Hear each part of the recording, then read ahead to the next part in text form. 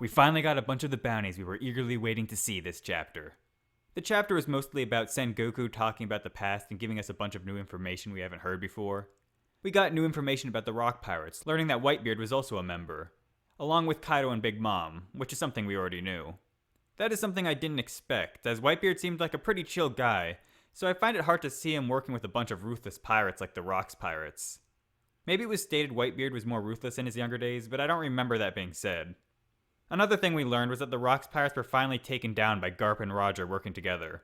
They were actually fighting to save some celestial dragons and their slaves, which is interesting because they both hate celestial dragons. His hate of the celestial dragons is the reason Garp never wanted to be promoted to admiral, because he would have had to listen to them directly. I bet Garp had some sort of frenemy bond going on. I mean, Roger did trust Garp with looking after his kid, so their bond must have ran pretty deep. It proves they care more about what's right rather than what side they're on. The battle took place on an island called God Valley, and now that island has disappeared and nobody knows where it is. I'm wondering if that island has something to do with finding the One Piece. The captain of the Rock's pirates really interests me. He was someone who carried the name of D, and he was a man who could keep control of and lead Big Mom, Kaido, Whitebeard, along with a bunch of other notorious pirates. He must have been an extremely powerful individual, and it seems he wasn't such a nice guy either, so it's probably a good thing he's dead now. Well, not good for me, because I would have liked to see what he's capable of, but good for the people of One Piece, so they can avoid death and destruction. I'm happy we finally got to see all the bounties of the top-level pirates, as some of them seem like they were long overdue.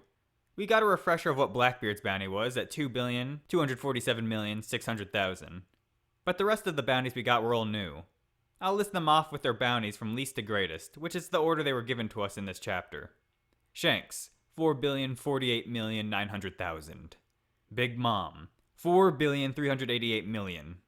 Kaido, 4,611,100,000. Whitebeard, 5,046,000,000.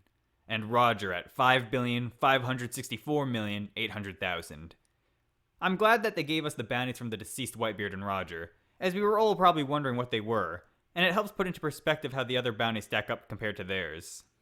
I'm also a little surprised that Shanks' bounty was less than Big Mom's and Kaido's, but it does make sense considering he's probably the least aggressive out of them, and he's also younger than them with less time to have raised his bounty. The Marines mentioned how now that Big Mom and Kaido are working together, their combined bounties is higher than any other pirate, even Roger, who had the highest bounty in pirate history. Noticed how it was stated that it was the history of pirates, though. This means it's possible for Luffy's dad, Dragon, to have a higher bounty, since he's not a pirate himself. Akainu tells the Marines to back off of Wano due to this alliance, which is probably a smart move for them, but Luffy and the others will be stuck facing off against this Yonko alliance by themselves now. It's not like the Marines are on their side, but if the Marines and the two Yonkos started fighting between each other, it may be easier for them to deal with such powerful foes.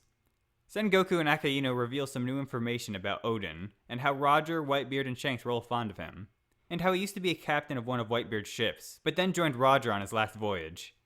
I wonder if Whitebeard was salty for him jumping crews. The chapter leaves us off with the question of why Wano is connected with so many powerful individuals, and getting us to wonder about the backstory of Wano and Odin. This may mean we get a flashback about Wano's and Odin's past next week, but we may just be left hanging here for it to be revealed further down the line.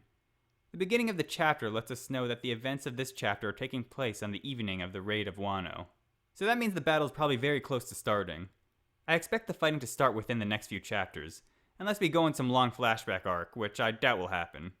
We've been getting a lot of build-up and exposition these past few chapters, so I'm ready to finally see some action. I hope this battle is as good as it was built up to be, because if it isn't, you may see my bounty poster up on the Marines' wall soon. Subscribe to join my Weeaboo pirate crew. I'm gonna be king of the Weeaboos!